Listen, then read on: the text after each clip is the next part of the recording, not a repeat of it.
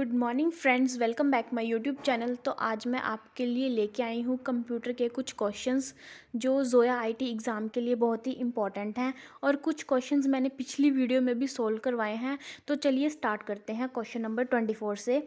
Which of the following SQL statement is used to add a new column in a table, कि एक table में नया column जोड़ने के लिए इनमें से किस एसक्यूएल स्टेटमेंट का उपयोग किया जाता है। ऑप्शन नंबर ए है change table, B update table, option number C truncate table, D alter table. तो आपके पास ऑप्शन नंबर डी राइट होगा, अल्टर टेबल। कि टेबल में नया कॉलम जोड़ने के लिए हम अल्टर टेबल स्टेटमेंट का यूज़ करते हैं, जिससे हम ऐड डिलीट और मॉडिफाई कर सकते हैं कॉलम को टेबल के अंदर। तो क्वेश्चन नंबर 25 है आपके पास। Which of the following language is used as scripting language in HTML document, कि इनमें से कौन सी लैंग्वेज HTML डॉक्यूमेंट में स्क्रिप्टिंग लैंग्वेज के तौर पर उपयोग की जाती है।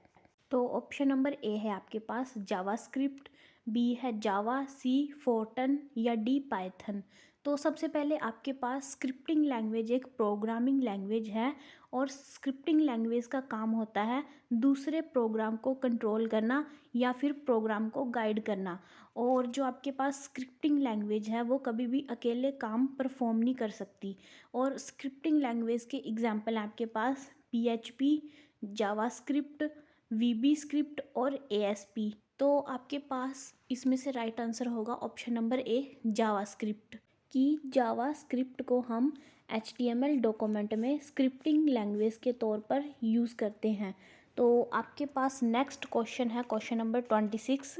विच of the following is a DDL SQL command, कि इनमें से कौन सी DDL SQL कमांड है। तो सबसे पहले आपके पास SQL की फुल फॉर्म होती है स्ट्रक्चर्ड क्यूरी लैंग्वेज। और जो आपके पास SQL है उसको 5 सब लैंग्वेज में डिवाइड किया गया है। For example DDL, DML, DCL, DQL और TCL। और क्वेश्चन में आपसे पूछा है DDL के बारे में। तो DDL की फुल फॉर्म होती है डाटा डेफिनेशन लैंग्वेज, और DDL SQL की एक सब लैंग्वेज है। ये डील करता है objective of database like table, view और सीक्वेंस में।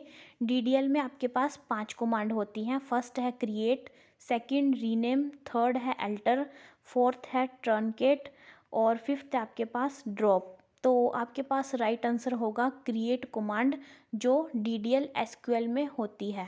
तो आपके पास जो ऑप्शन नंबर बी है वो राइट होगा।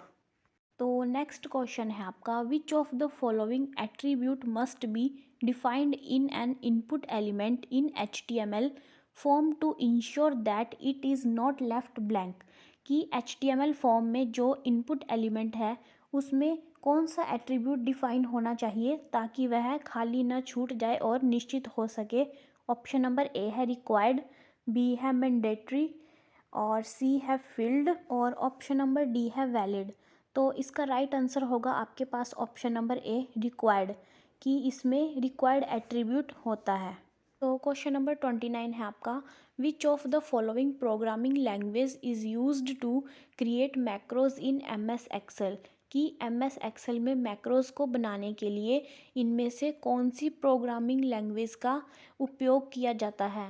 ऑप्शन नंबर ए है जावा, बी VBA, सी पर्ल या फिर डी जावास्क्रिप्ट।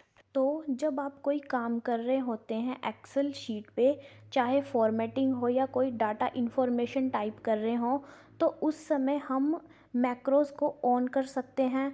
और मैक्रोज क्या करते हैं, जो आप काम कर रहे होंगे उस टाइम पे उसको वो रिकॉर्ड करेंगे, और उस चीज़ को हम कभी भी पेस्ट करके देख सकते हैं।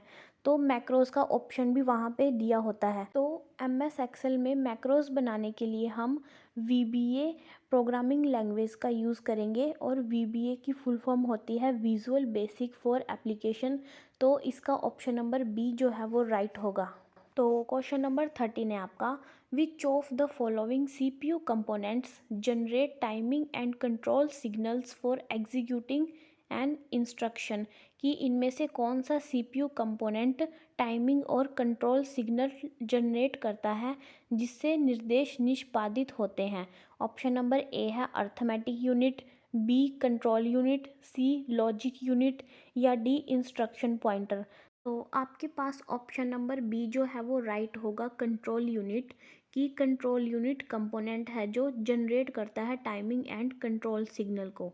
तो इसी के साथ लास्ट क्वेश्चन है आपका 31। The term SSID is associated with which network. की SSID टर्म जो है वो किस नेटवर्क से संबंधित है। तो आपके पास SSID की फुल फॉर्म होती है सर्विस सेट आइडेंटिफायर, और SSID टर्म जो है आपके पास वाईफाई नेटवर्क से संबंधित है। तो इसका ऑप्शन नंबर बी जो है वाईफाई वो राइट होगा। तो फ्रेंड्स, ये थे आपके पास कंप्यूटर के कुछ क्वेश्चंस। और अगर आपको मेरी ये वीडियो अच्छी लगी होगी तो वीडियो को लाइक करें, और चैनल पे नए हो तो चैनल को सब्सक्राइब करें। थैंक्स।